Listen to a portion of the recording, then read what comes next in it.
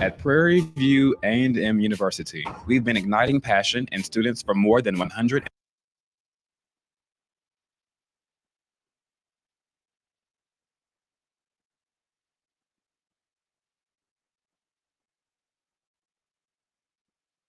Hi everyone, this is Ruchika Gupta, a doctoral student in education leadership and a research assistant at the Department of Education Leadership and Counseling at Prairie View University.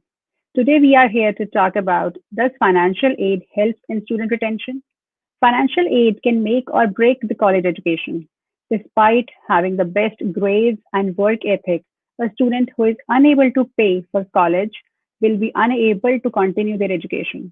Many of the students struggle to fund their education, and their families try their hardest to make college a reality but are often unable to sustain such great expenses year after year. These days, higher education institutions are beginning to see retention as the uncovered stone of stability.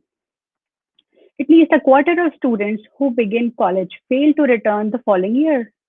The factors that influence the retention rate have long been the focus of research, but the topic has increasingly become more important for colleges and universities, both financially and from a reputational perspective.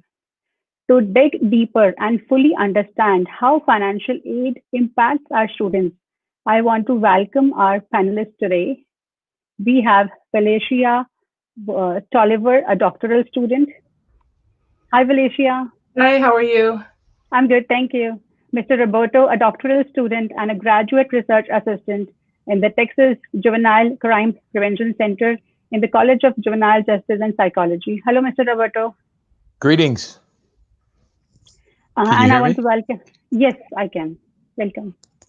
And I want to welcome Ms. Consola, a doctoral student, instructor, and education coordinator. Thank you. Welcome to our discussion today. Thank you so much for having me. Thank you. It's my pleasure. Let's start with our first question. What are your thoughts on financial aid and student retention? Is there any relationship between these two? I can start. I definitely see the need for federal aid. Unfortunately, I don't think it's enough. I was looking at some of the changes, some of the shifts that are happening within higher education.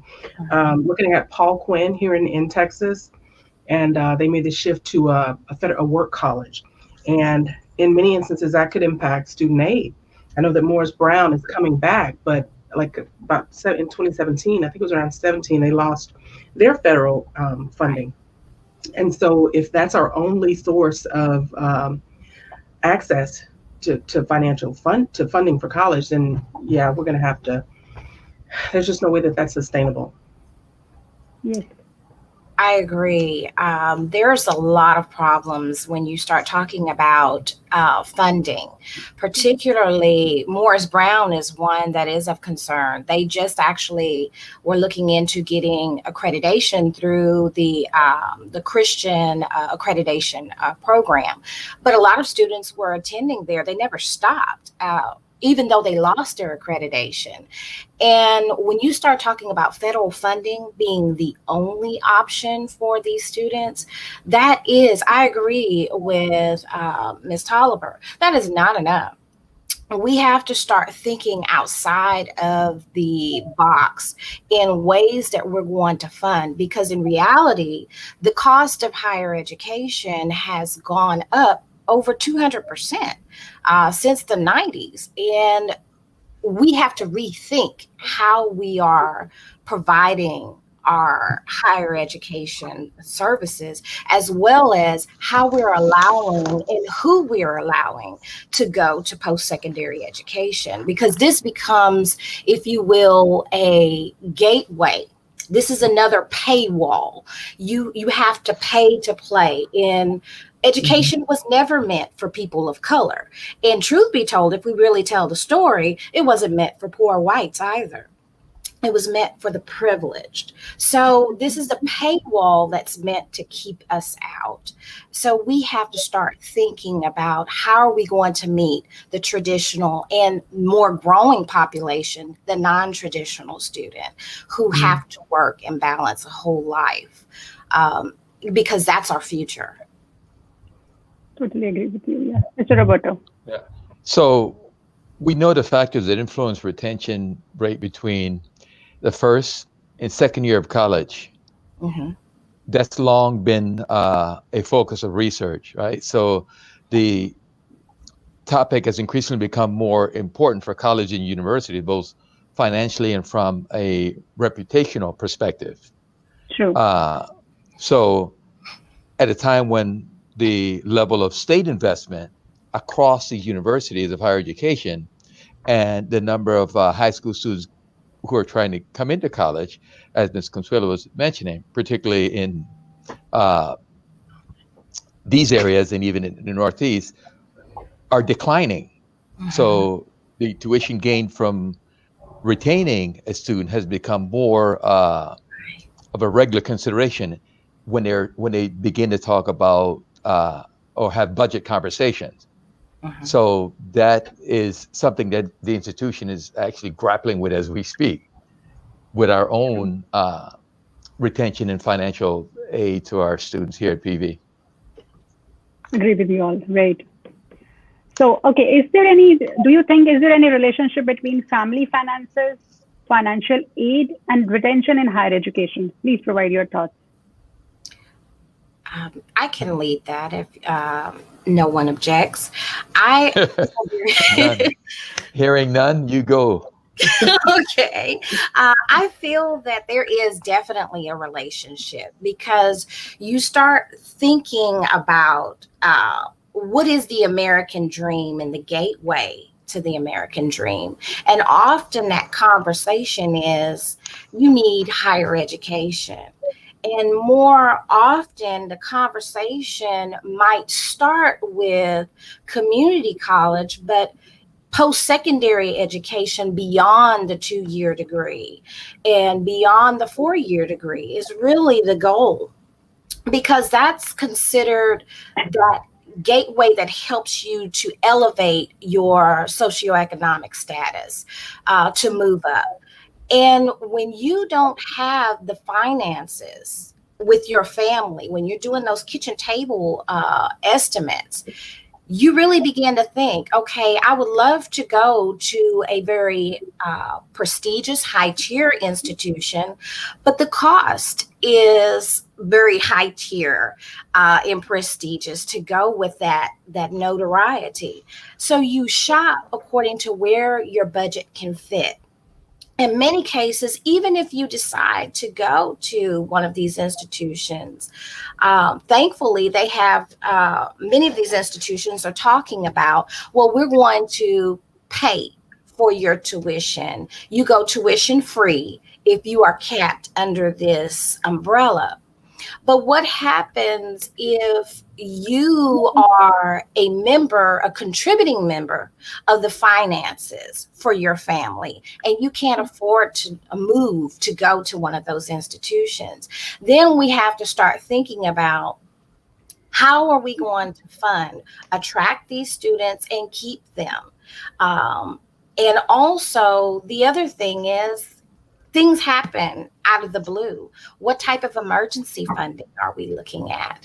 So we have to really start thinking outside of the box. And I believe there is a relationship, because when the money falls short, students drop out. And the reality is, we may not get them back or if we do get them back, it's a prolonged period after they have dropped out of school. And once they return, are their credits still eligible? Then we have to think about what other things are we going to do to make sure that that student is able to be successful. Right. Agree with you. Totally agree with you.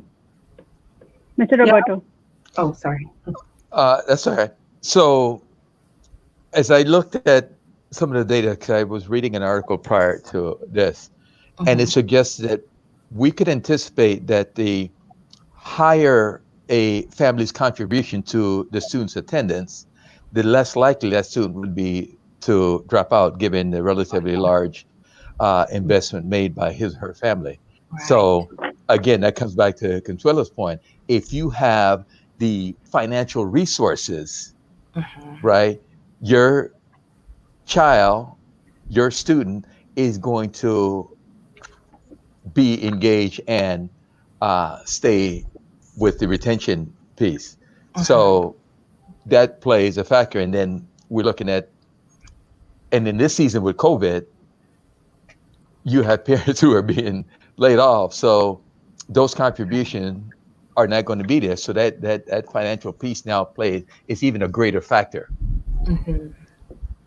Yeah, I think that it's cyclical. This it's not just family financial assistance or financial resources, but their commitment to and their investment in the system.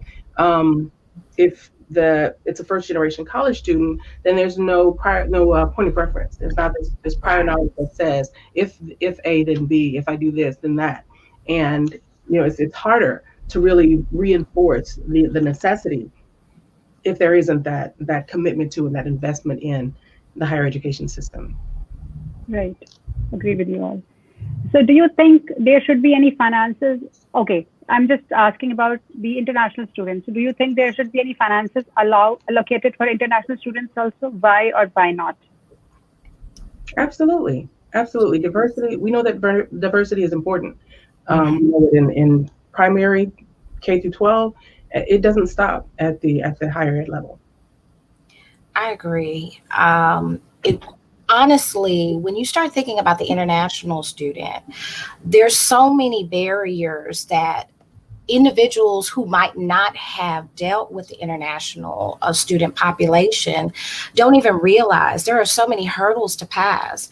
Yes, there is the native U.S. form of TAFSA, but what happens if you don't qualify for that?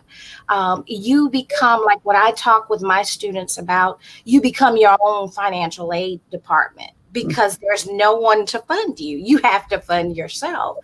And the struggle of finding funding and where to apply and what organization is going to commit to it, it's daunting on a student. And I think that is something, just as Felicia said, diversity does not stop at higher ed. Once we leave P through 12, we don't leave diversity behind. It's something we ought to pick up. And if we are invested in diversity, then we ought to be invested in funding our international students, because international students have much to contribute.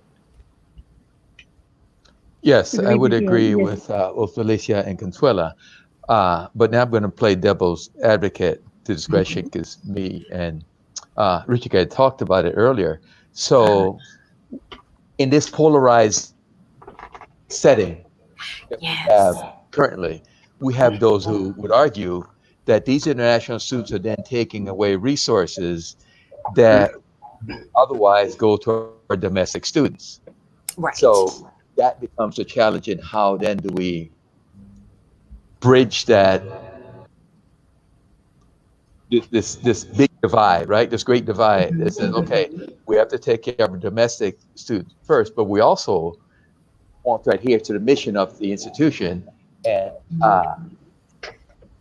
understand that we live in a global community and we do study abroad and do all these other things to enhance that image, right? And have that symbolic gesture. But Now we're talking about the finance. You say, well, we can't give them too much money because now students here won't get it. So how then do we? That's the delicate balance. But I think the business world has kind of traversed that for quite some time, and Mhm. a similar model would really be um, applicable. I think that we know that resources and supply chains, they flow internationally, and so those networks, those relationships that are created at the university level, at higher ed, those follow us into the business world, and just the same way that. We make certain concessions and we kind of strike deals, I guess, for Right. textiles and dry goods. Education is becoming a commodity. It's been commodified for quite some time, and so it needs to be kind of run in the same way. I agree. Education is not something that we have to think about as an individual investment. We have to go back to this is a part of a contribution to society and what you can do to play a part to add to what is already there to make society better. And when we start marketing ourselves as education is valued and it's valued across the board, and yes, this is a commodity. We can package ourselves in such a way that is palatable to where we're bridging that divide of the, as you said, this is a very, very polarized country, very polarized culture that we have right now of domestic versus international. And this is a way we can do that and still be able to recruit and promote talent from the international as well as the domestic society. Yeah, I agree with you all, but I just want to add here that I am from India. I am not considered as international student because I'm living in Texas for last 5 years. I'm considered as domestic student. Mhm. Still, because I don't have citizenship status here, so I don't get any like financial funding. I do get the I am not eligible for any funding because I'm not a citizen. So Right. there are many, yeah. So there are many perspectives. Like there might be some reserved for international student, but still there are many barriers, as as you were just mentioning, that you have to cross those barriers to get those things. So it's not easy for students. Even the funds are there to to get those things. So there comes my next question, that please provide some suggestion or strategies for schools and universities who are looking to use financial aid to increase retention, so that these students, anybody who is in need, how universities can help them provide aid to help them, follow their dreams of getting education. I'm going to be real quick with mine. I just think we need to think outside the box. Looking back at Paul Quinn, I'm not sure that it needs to be the same federal agency that addresses these needs. Paul Quinn became a urban work college, and I think the FDA at that point should probably step in and be a little more financially responsible. If they're looking at organic or non-GMO food sources, they're addressing food deserts. Sustainable food sources, that falls more under the FDA to me. And I think at some point, whatever that interest is, there needs to be a separate federal agency that may be able to kind of step in, especially if it's meeting a dire need.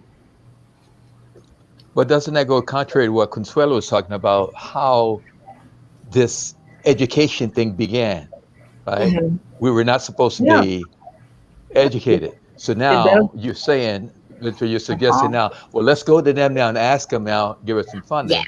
So I mean, as you at some mentioned now, point, let's go outside the box and let's mhm, find resources then how we can then self-finance mhm. Right. because and just start putting things in place where uh, we have on the hill day as an example, just get it out there where that Uh-huh. day it's just a giving day where you're going to give to the institution and also uh, when these gifts are made and an allocated amount is set to international students because being this close to Houston, we know we have one of the most vibrant international communities in the country.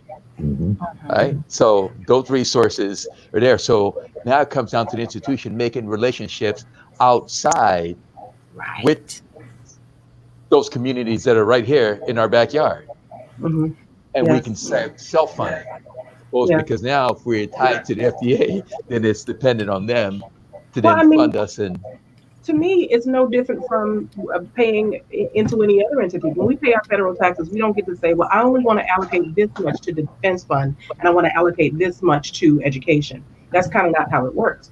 We pay our due and it's apportioned, by the powers that be. So I don't see this as any different. I think that once we give, you've kind of given and you don't necessarily, you know what I mean? We yes, don't yes. necessarily monetize. Hi, it's Dr. Hoffman Miller. I'm so Hi. glad to see all my wonderful Welcome, Doctor. students, current and one soon to graduate. We don't monetize our economic power. We don't understand how to monetize our economic Right. power. There is, we talk about the community and self-funding education and addressing the needs of our communities. We need to look at the Community Reinvestment Act.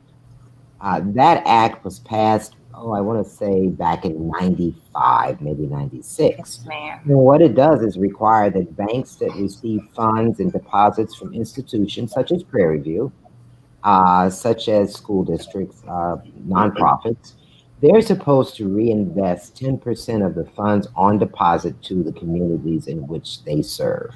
Right. I have not seen that happen yet, not to the extent it should have. Now, Chase has come up with something where they're going to partner, quote unquote, with minority institutions, Black-owned banks, to share to increase home ownership. That's all well and good. That's Right. probably part of community reinvestment. But we have to monetize the fees that we pay to the university deposits in a local bank, that bank or a national bank, that bank needs to invest in communities of color. And see, that's a challenge we've had, where we have put our money in these banks but couldn't get loans out of those banks. That's right. That's right. Absolutely. So that was all part of the redlining. You get your money in there, and that started us creating our own banks. Absolutely.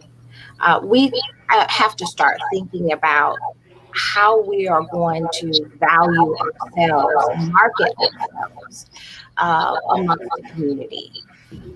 That's one of the things that has been a problem for us. And also, when you start talking about getting business partnerships, we have to do exactly what Roberto says. We have to build those relationships, and we have to show that we have resources to build the workforce that those businesses are looking for. We are worth investing because we know our worth first. That makes a world of difference.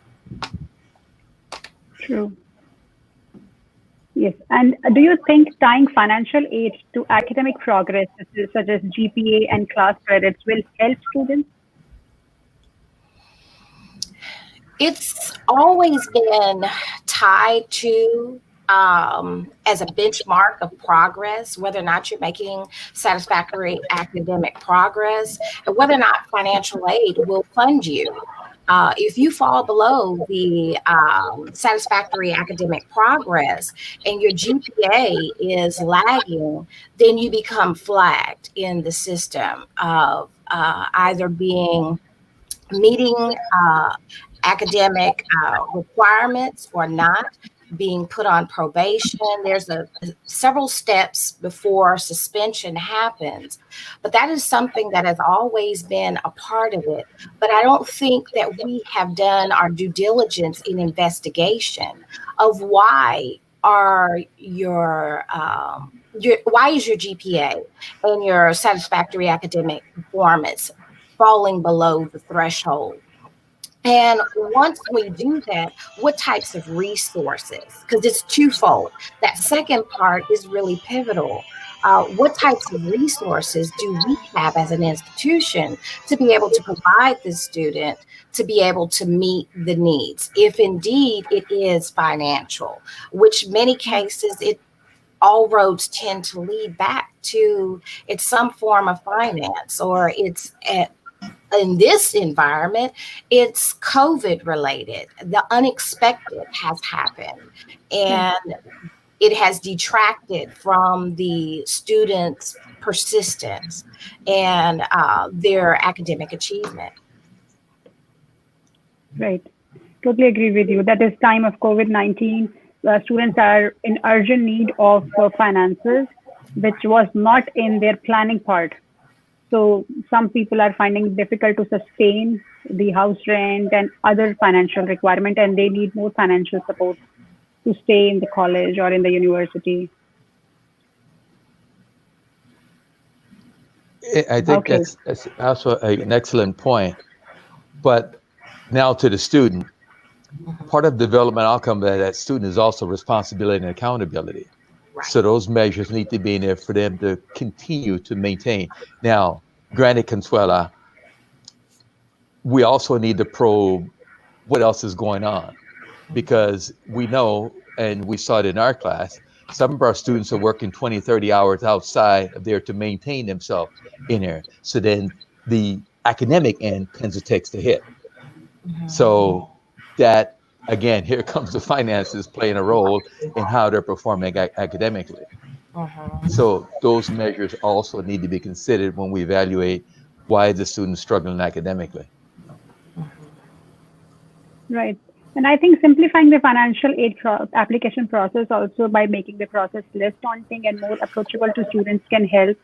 Also, maybe targeting financial aid to students with the utmost need will also help students in overcoming such difficult times. I hope you all agree with this.